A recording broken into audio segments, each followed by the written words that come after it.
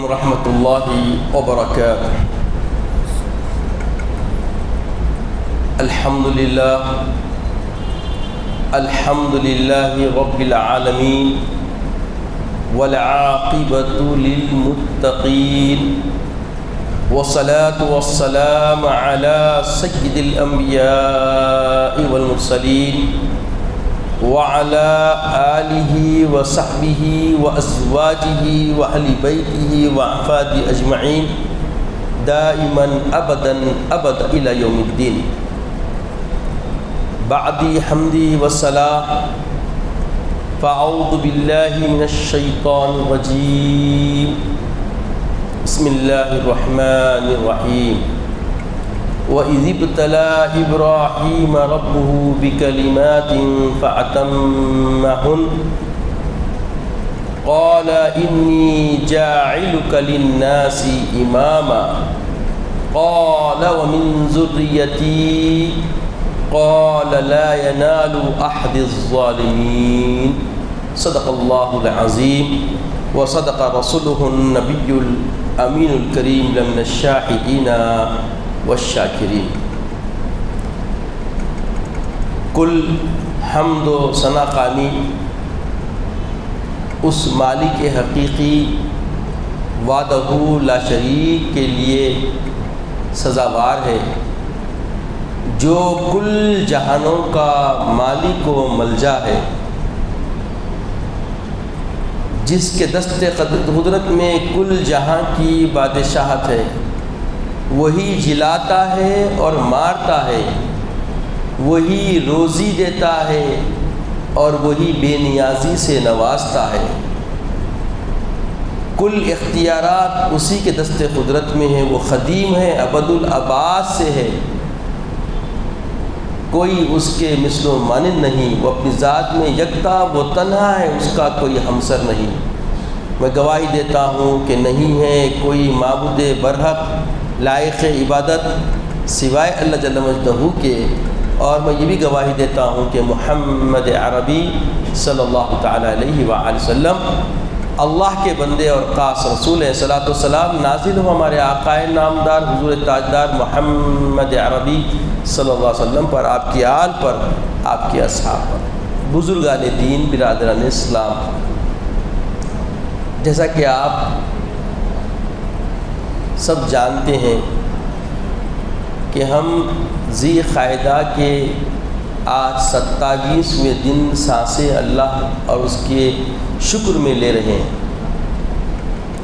3 دن بعد یا 4 دن بعد اگر 29 ہو یا 30 کا چاند ہو جائے تو ذی الحجہ کا ماہ ہم پر سایہ فگن ہونے والا ہے.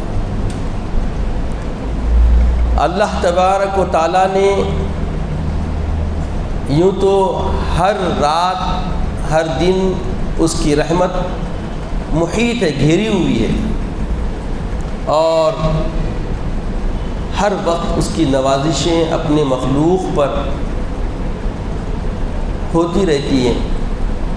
مگر کچھ ساعتیں، کچھ گھڑیاں، کچھ ایام، کچھ راتیں اللہ نے مخصوص فرمائی ہے جو فضیلت کے اعتبار سے ایک دوسرے پہ فوقیت رکھتی ہے.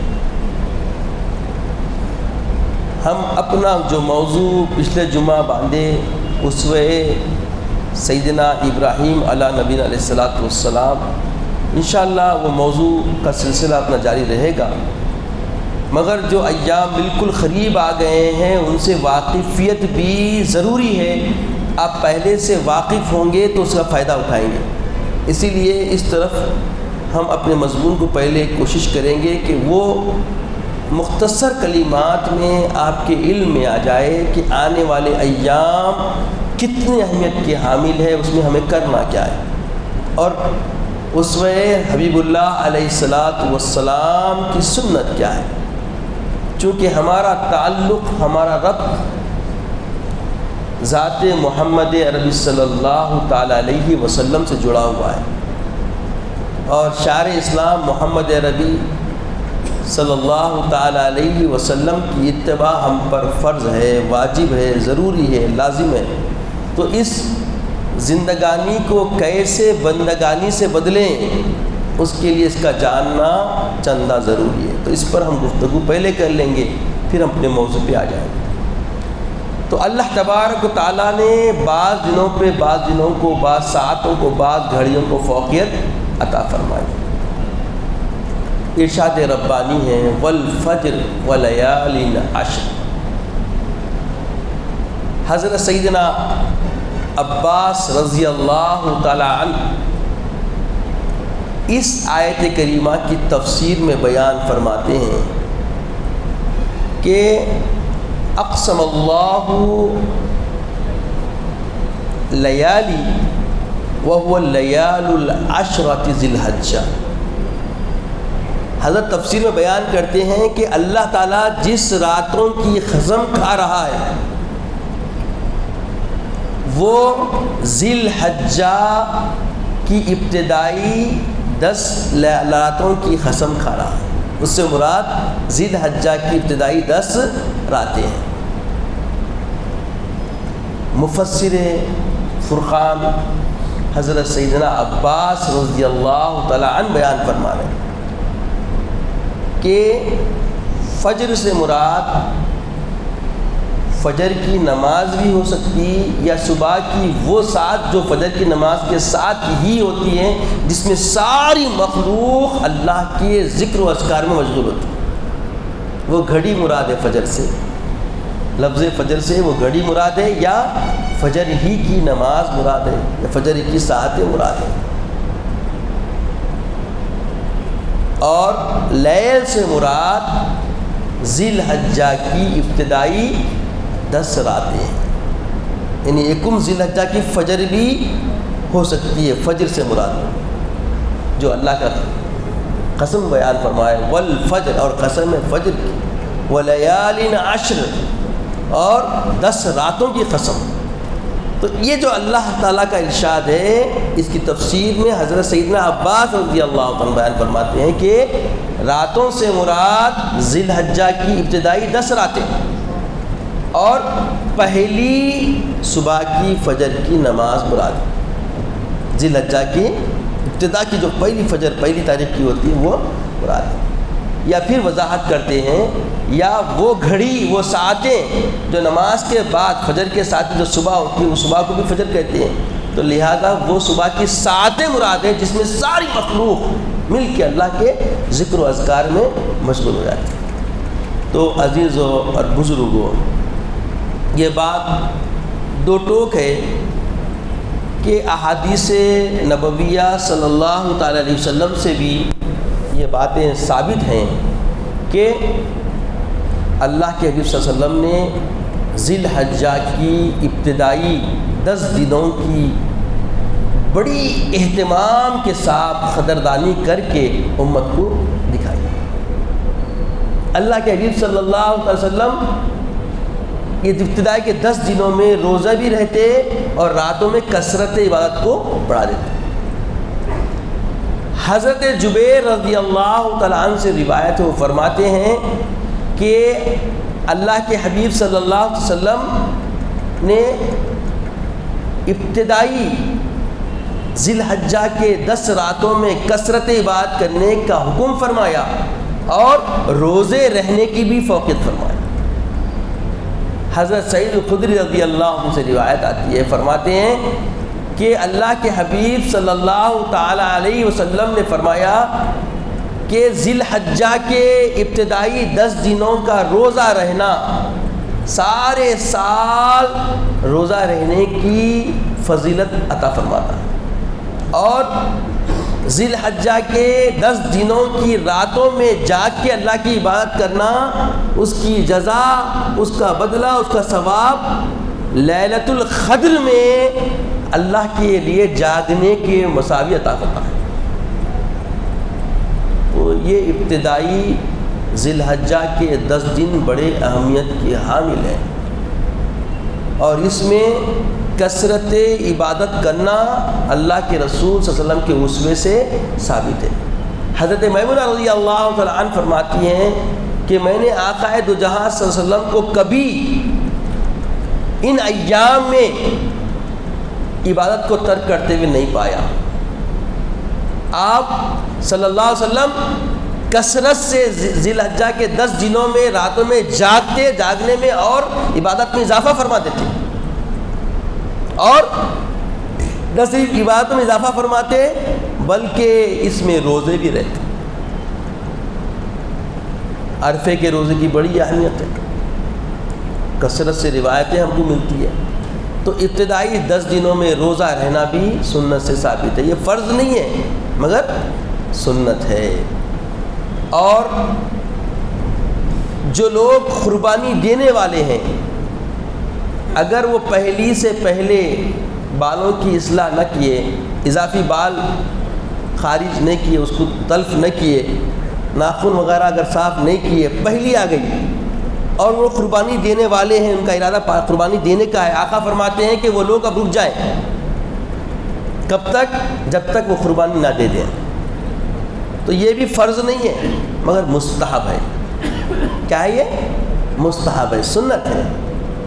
کہ اللہ کے رسول نے حکم فرمایا تو اس عمل کرنے میں کیا ہے، کرنے والے کو کرنے کے بعد معلوم ہوگا۔ میرے آقا نے ارشاد فرما دیا وہ اس کی قدر کرے گا تو اس کا نفع اس کو عمل کرنے کے بعد نصیب ہوگا۔ عزیز اور بزرگوں، اب بہت سارے لوگ مختلف باتیں کرتے ہیں۔ دیکھیے، یاد رکھیے، فرائض الگ چیز ہے، سنت الگ چیز ہے، اور مستحب الگ چیز ہے۔ مستحب سے بھی نفع ہے، سنت کی خلاف ورزی میں خسارہ ہے، فرض کے خلاف گئے تو آپ کا ایمان ہی نہیں ہے۔ بات سمجھنے کی رہتی، لوگ مستحب ہے بولے تو اس کو کیا کرتے، لوگ سمجھتے نظر انداز کرنا ہے۔ یاد رکھیے، مسواک ہے، مسواک کیا ہے؟ سنت ہے، سنت مؤکدہ ہے، جس پہ اللہ کے وسلم پوری حیات مداومت فرمائے۔ ٹوپی پہننا کیا ہے؟ سنت مؤکدہ ہے، یعنی اللہ کے رسول کبھی برہنہ سر رہ کوئی ثابت نہیں کر سکتا، کوئی مائکا لال ایسا پیدا نہیں ہوا جو ثابت کر سکے، مگر کیا کر سکتے ہیں؟ اللہ کے رسول صلی اللہ علیہ وسلم کی یہ سنت مؤکدہ ہے، دائمی سنت۔ بلکہ یہ سنت کیسی ہے سنو، غور سے سنو آپ۔ اللہ کے رسول فرماتے ہیں کہ ٹوپیوں پر امامے باندھا کرو۔ کیا فرماتے ہیں آقا؟ ٹوپیوں پر امامے باندھا کرو۔ بغیر ٹوپی کے امامے باندھنا مشرکوں کی علامت ہے۔ کیا فرماتے ہیں آقا صلی اللہ علیہ وسلم؟ بولیے، ٹوپیوں کے اوپر امامے باندھا کرو، بغیر ٹوپی کے امامہ باندھنا مشرکین کی علامت ہے۔ اور ہم جہاں رہتے ہیں یہاں کثرت سے ایسے لوگ ملتے ہیں، دیکھیے ایک کپڑا پکڑتے لپٹ لیتے ہیں، ہے نہیں ہے؟ تو آقا کا قول جب دیکھتے ہیں وہاں، پیارے آقا صلی اللہ علیہ وسلم ایک ایک بات ایسی بتا دیے ہیں کہ جس میں امت کے لیے خیر ہی خیر ہے۔ یہاں تک روایت میں آتا کہ آقا دو جہاں صلی اللہ علیہ وسلم جب وضو کرنے جاتے تو اب وضو میں سر کا مسح کرنا ہے، تو پیارے آقا صلی اللہ علیہ وسلم کپڑا اوڑھ لیتے تھے، ٹوپی نہیں لیتے، کیا کرتے تھے؟ کپڑا اوڑھ لیتے۔ اتنی روایتیں، اتنی بات، چھوٹی بات۔ ہاں، اب ایک موقع ہے وہ بھی رسول صلی اللہ علیہ وسلم کی سنت میں، حج کے دن، حج کے ایام میں سر پہ کچھ نہیں پہننا ہے۔ حج کے ایام میں سر پہ کچھ نہیں پہننا ہے۔ کیوں نہیں پہننا ہے؟ چونکہ پیارے آقا صلی اللہ علیہ وسلم نے وہاں نہیں پہننے کے لیے آپ نہیں پہن کے دکھائے، رسول کی ادا ہے وہ، اس لیے آپ کو وہاں پہ ٹوپی، سر پہ کچھ بھی نہیں پہننا ہے، تن پہ 2 کپڑے پہننا ہے، وہی بغیر سلے ہوئے، 2 چادریں ہیں خالی، احرام۔ تو عزیز اور بزرگوں، یہ بات بڑی سمجھنے کی ہے کہ جو سنت مؤکدہ ہے، دائمی سنت رسول صلی اللہ علیہ وسلم کی، آقا صلی اللہ علیہ وسلم اس پہ مداومت کرتے رہے پوری حیات میں، اس کے خلاف کام کرنے میں کوئی جرأت کرتا ہے، اور نہ صرف جرأت کرتا ہے، اس کے اوپر دلیلیں لانے کی کوشش کرتا ہے، تو کوئی معمولی شخص نہیں ہوتا، وہی بڑا شخص ہے۔ وہ بات سمجھنے کی ہے، جو خلاف سنت کر رہا ہے، پھر خلاف سنت کرنے میں جری ہے، اور جری ہو کے اس کے اوپر دلیل کی کوشش کر رہا ہے، جو اس کی ناکامی والی کوشش ہے، وہ انہیں کامیاب کبھی نہیں ہو سکتا، کیونکہ صحابہ کی سنت نہیں ملتی، تابعین کی سنت نہیں ملتی، تبع تابعین، یعنی ایسا عمل ہی نہیں ہے جو اللہ کے رسول کے خلاف کوئی جائے۔ مستحب عمل مستثنا، مستحب عمل تو اللہ کے رسول نے فرما دیا، کر لیا تو بھلا، نہ کر لیا تو کوئی نقصان بھی نہیں، کر لیا تو فائدہ چھوئیں گا، نہیں کیا تو نقصان نہیں ہوگا۔ جیسا بالوں کا کاٹنا، اضافی بالوں کا نکالنا، ناخن کا نکالنا، حجامت کا بنانا، جس سے اللہ کے رسول نے فرمایا کہ بھائی اگر کوئی قربانی دینے کا ارادہ کر لے تو کیا کر لے، وہ رک جائے، قربانی دینے کے بعد اصلاح کرے۔ اور یقیناً جو لوگ ایسا عمل کرتے اور اس سنت کا احساس کرتے، دیکھیے ان کی زندگیوں میں برکتیں کیسی آتی ہیں، اور ان کو ایسی تسکین، ایسی راحت، ایسا سرور، ایسا سکون اس دن ملتا جس دن قربانی نہر کر کے جا کے اصلاح بنا کے آتے۔ پوچھو ان سے، دل میں ان کے اپنے گھر والوں پہ خرچ کرنے میں کہیں بھی کجی نہیں آتی۔ یہ عمومی طور پہ امتحان ہر ایک کے اندر ہوتا، دیکھیے آپ 1 سے 10 وقت کوئی پیسے مانگے گھر میں تو پیسے آمدنی سے زیادہ خرچ بڑھ رہا تو پریشانی شروع آتی، انسان کے اندر چھڑپڑا پن آتا۔ مگر ایسا شخص جو یہ عمل کرتا، یہ تجربہ بولے یا اس کا احساس دیکھا گیا بولیے، یہ بات ہے کہ اس کو بے چینی نہیں ہوتی، سکون آیا تھا، رزق کی آنے کا اس کو احساس، مطلب وہ نہیں رہتا، بس توکل آیا تھا اللہ کی طرف، اللہ تعالیٰ سے بالکل ایسا تقرب اس کے اندر کیا ہوتا، پیدا ہو جاتا۔ یہ معاملہ ہے۔ اور اس کے بعد ایام تشریق، 9 ذی الحجہ کی فجر سے 13 کی عصر تک، یہ ایام تشریق کہلاتے ہیں۔ ہر فرض نماز کے بعد تکبیر پڑھنا واجب ہے، نہیں پڑھے تو گناہ گار بات ہے۔ اب بولیے، اب یہ نہیں پڑھنے کا کوئی، یہ کیا نئی چیز ہے، وہ تو نئی چیز نہیں ہے، یہ ہاں واجب ہے، یہ پڑھنا ہے۔ اللہ اکبر، اللہ اکبر، لا الہ الا اللہ، اللہ اکبر، اللہ اکبر وللہ الحمد، یہ تکبیر 3 بار پڑھنا ہے۔ کب؟ سلام پھیرتے کچھ دعا کرے بغیر، کچھ اور پڑھے بغیر یہ تسبیح پڑھنا ایام تشریق میں، یہ تسبیح پڑھنا کیا ہے بولیے، واجب ہے۔ یہ اس لیے عرض کر دے رہا ہوں، ایام کے آنے سے پہلے آپ مستعد ہو جائیں، تیار ہو جائیں، کیونکہ 3 دن کے بعد یہ ایام شروع ہوتے ہیں، بیچ میں جمعہ نہیں آ رہا، پھر اب جمعہ جو ہے عشرے میں آئے گا، تو اس لیے پہلے اس کو مقدم کیا، میں اپنے موضوع کو مؤخر کیا۔ تو یہ بات آپ تک پہنچ گئی نا بھائی، اب تیاری کیجئے، اللہ تعالیٰ عمل کی ہمیں توفیق عطا فرمائے۔ اب دیکھیے حضرت سیدنا ابراہیم علیہ نبی علیہ السلام، جو جد امجد ہمارے آقا صلی اللہ علیہ وسلم کے، کیسا امتحان۔ اللہ فرما رہا کہ ہم نے آزمایا، وَإِذِ ابْتَلَىٰ إِبْرَاهِيمَ رَبُّهُ بِكَلِمَاتٍ فَأَتَمَّهُنَّ، ان کو چند کلمات سے اپنا آزمائے تو کیا کہ انہوں نے پورا اس آزمائش میں کھرے اترے، فَأَتَمَّهُنَّ، پورا کر دکھایا انہوں۔ تو وہ آزمائش 1 2 چنندہ نہیں تھے، منتخب نہیں تھے، یہ آزمائش اگر سمجھ لیں ہماری زندگیوں میں تطہیر ہو جائے، ہماری زندگیوں میں پاکیزگی آ جائے۔ دیکھیے آج کے دور کا انسان کیا چاہتا معلوم، وہی چیزیں سننا چاہتا ہے جو اس کی طبیعتوں کو بھاتی، جو اس کی اپنی نفسیاتی بنائے ہوئے ہولیے کے خلاف ہو تو وہ متنفر ہوا تھا۔ یہ ایک کانسیپٹ چل رہا، دیکھیے آپ، دین کی بات بھی ہے تو وہ دین کی وہی باتیں سننا چاہتا جو اس کو بھاتی، اس کو نفسی طور پہ وہ قبول کر رہا ہے تو وہی باتیں سننا چاہتا۔ اگر نفس کے خلاف اگر کچھ ہو جائے، آپ کا بغلگیر رہنے والا، آپ کا ہم پیالہ، ہم نوالا، ہم نشی رہتا، مگر فوری آپ کی ان ساری چیزوں سے دستبردار ہوا تھا، صرف اس لیے کہ اس کی نفسی طبیعت پہ ایک ضرب آپ نے لگا دی، اس کو متنبع کر کے کسی عمل کے اوپر۔ بات سمجھ رہے ہیں نا؟ ایسا ہو رہا نہیں ہو رہا فطرتاً، ہمارے اپنے آپ پہ ہم غور کر لیں تو ہر ایک کی طبیعت سمجھنے آسانی ہوتی ہے، ایسا ہو رہا ہے۔ تو حضرت سیدنا ابراہیم علیہ نبینا علیہ السلام سے اللہ نے ایسی آزمائشیں لی کہ ہر آزمائش میں وہ ثابت قدمی کے ساتھ مکمل ادا کیے۔ تو سب سے پہلی آزمائش جو ان کی تھی، ان کی ذات پر تھی۔ ان کو جب آگ میں ڈالا گیا تو کیا ہو گیا؟ جبریل امی تشریف لائے، سید الملائکہ آئے، بولے ابراہیم بولو مدد کر دوں کچھ تمہاری؟ تو ان کا جواب کیا تھا؟ جواب آپ نے سن رکھا ہے نا، کیا جواب تھا؟ تمہاری مجھے کوئی حاجت نہیں ہے، میرے رب کو اس کا علم ہے، ہاں ہے، تو بس وہ جانتا ہے تو وہی میری مدد فرمائے گا۔ ہائے ہائے ہائے، کیسا توکل، کیسا انحصار، کیسا اعتماد، کیسا بھروسہ۔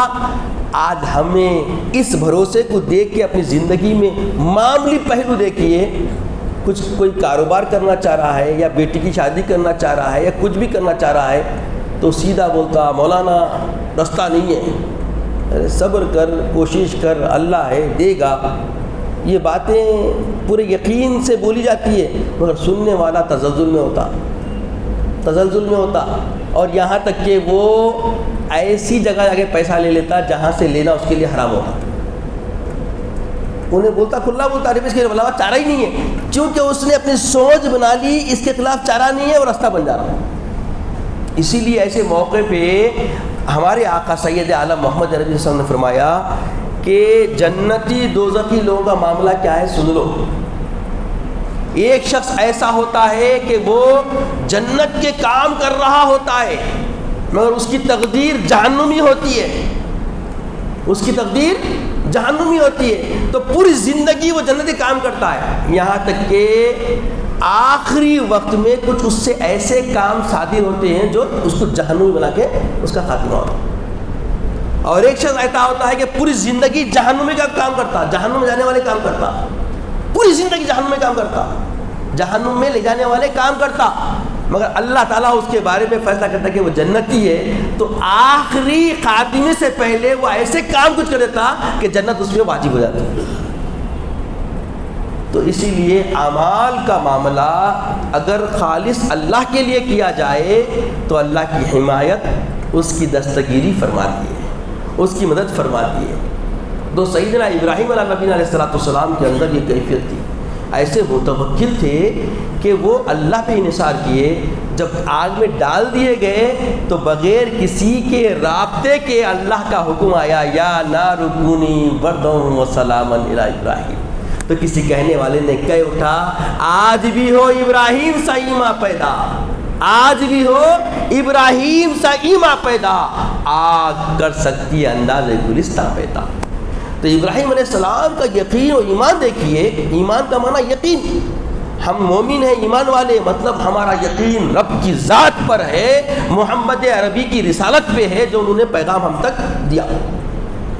عقیدے کی درستگی سمجھیں، محمد عربی صلی اللہ تعالی علیہ وسلم سے ربط مضبوط ہونا، ان کی رسالت سے جڑنا، ان کی نبوت کو ماننا، تسلیم کرنا، اور انہی کے دیے ہوئے انسٹرکشنز پہ اپنی لائف کو لے کے چلنا، انہی کے دیے ہوئے خطوط و اتباع پہ چلنا۔ جب دعوے داروں نے دعویٰ کیا کہ ارے محمد عربی صلی اللہ علیہ وسلم تم سے زیادہ ہم اللہ سے محبت کرنے والے ہیں، تو ایسوں کو رب کا حکم آیا قل ان کنتم تحبون اللہ فاتبعونی یحببکم اللہ، اے دعوے دارو، میری محبت کے دعوے کرنے والوں، تم میری محبت کرتے ہو تو یاد رکھو میری محبت سے بڑھ کے تم کو درجہ دیا جائے گا، اور حکم فرماؤ کہ اے حبیب پاک بولو کہ اگر تم اللہ کی محبت کا دعویٰ کرنے والے ہو تو تم میری اتباع میں آؤ، اور میری اتباع کا تم کو بدلہ یہ ملے گا، جزا یہ ملے گی فاتبعونی یحببکم اللہ، اللہ تم سے محبت کرنا چاہے گا۔ دعوے محبت سے بڑا درجہ کیا ہے؟ اللہ خود تم سے محبت کرنے والا ہو جائے گا۔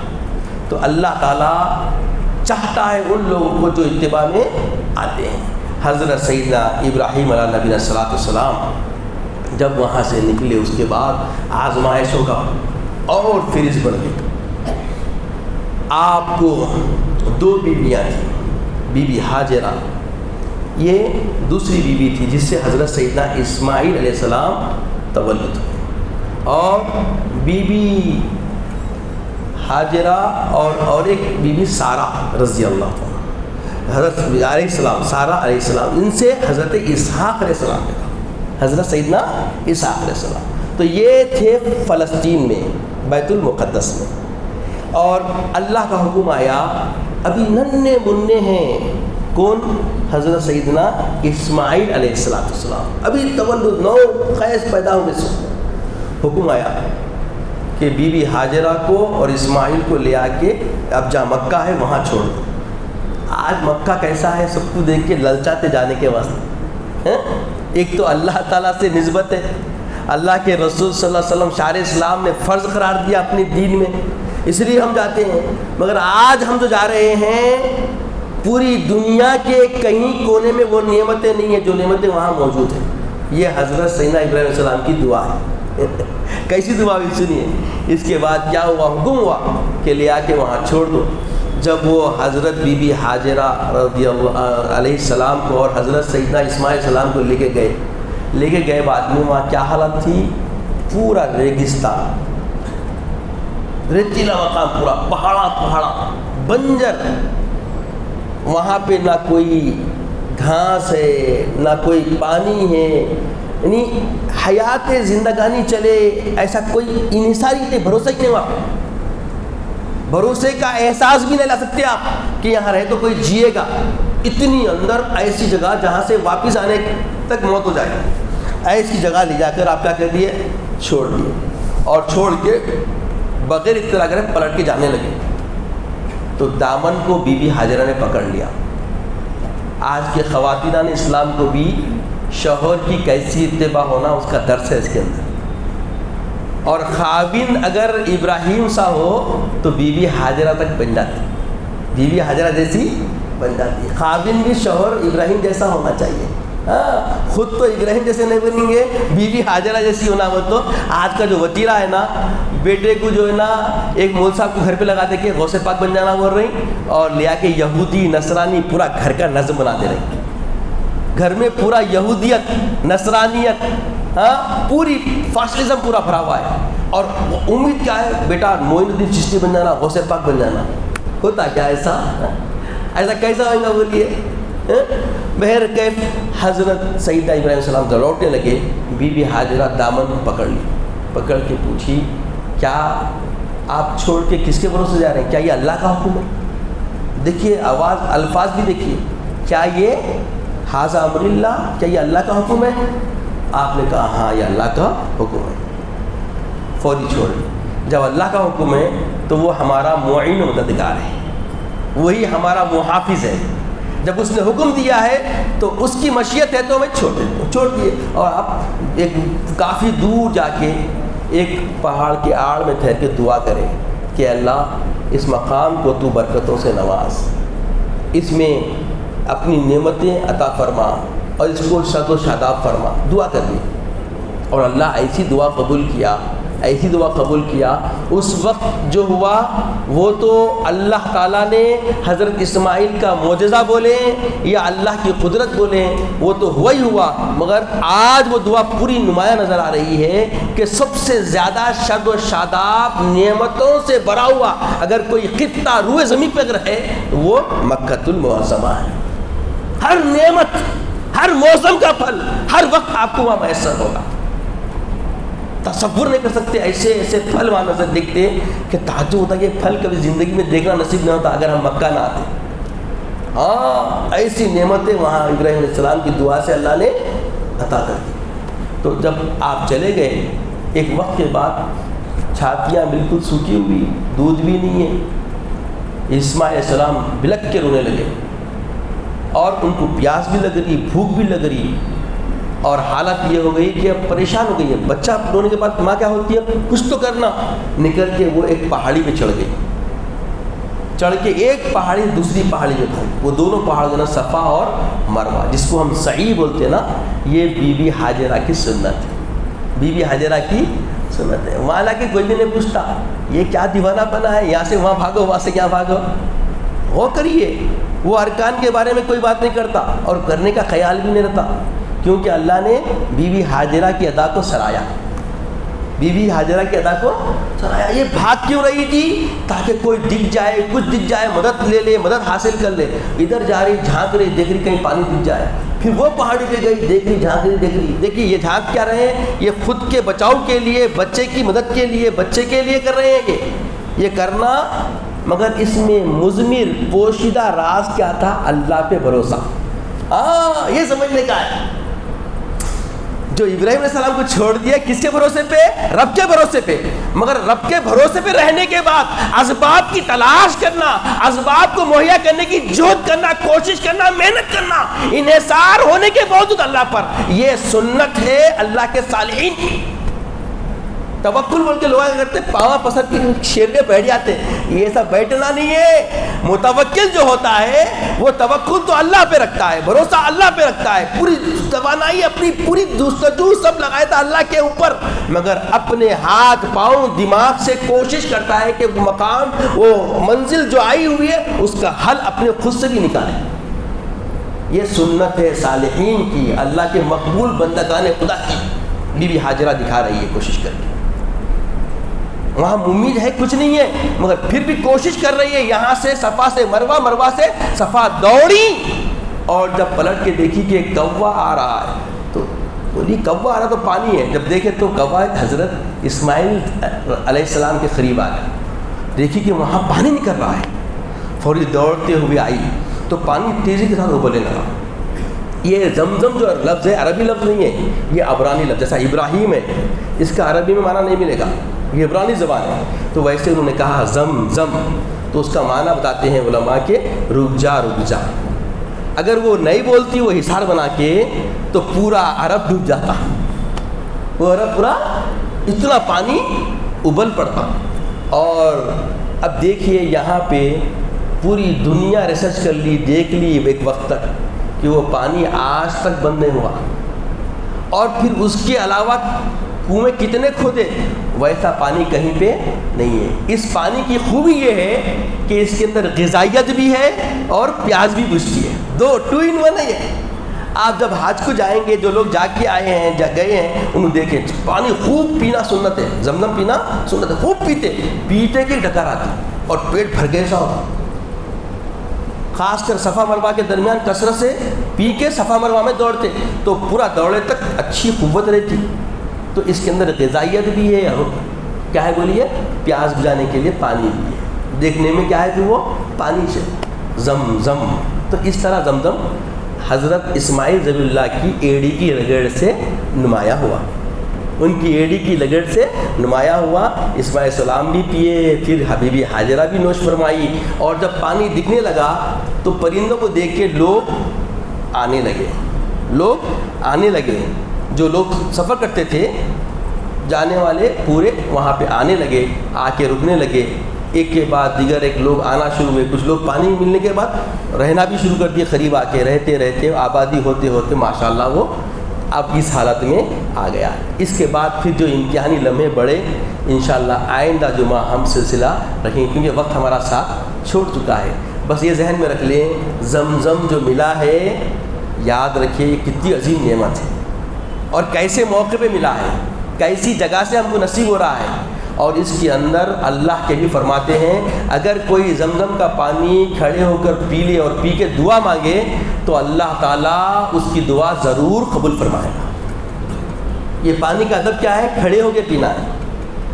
اور علماء ربانیین بتاتے ہیں کہ 2-3 پانی ایسے جسے کھڑے ہوئے پینا سنت ہے. کیا ہے؟ ایک وضو کا بچا ہوا پانی، بولیے ایک وضو کا بچا ہوا پانی. اور لوگوں کو نہیں معلوم وضو کا پانی سے بھی اہمیت. ایک بات بتا دوں ضمناً، یہ جو طہارت میں جاتے نا وہاں کا پانی بھی اتنا نظیف و شفاف ہونا، اگر ضرورت پڑ جائے تو چاول ڈھول کے پکا کے بغیر کراہتے کھا سکنا.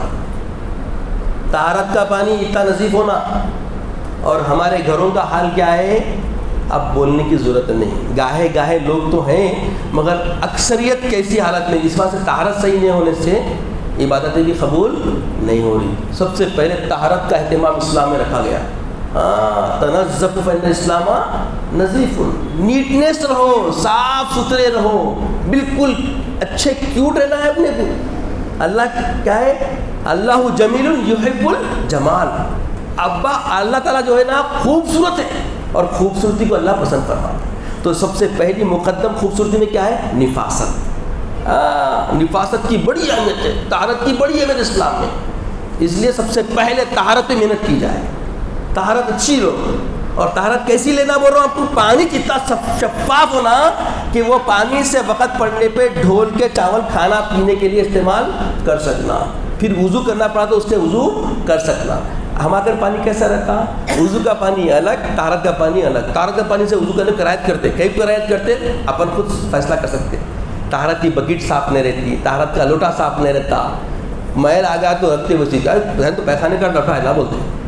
مگر اسلام بولا نہیں، وہیں چسک شروع ہوتی پاکی، وہاں سے تمہاری طہارت دکھتی. کسی کے بھی گھر سے بچی کرنے جا رہے ہیں تو سب سے پہلے لوگوں کا طریقہ تھا ضرورت علی بولتے تھے. کئی کو وہاں صاف ہے تو گھر صاف رکھنے والے گھر لوگ ہیں بلکہ دکھتا تھا. ہاں جا کے چولہا اور بیت الخلا دکھتے تھے.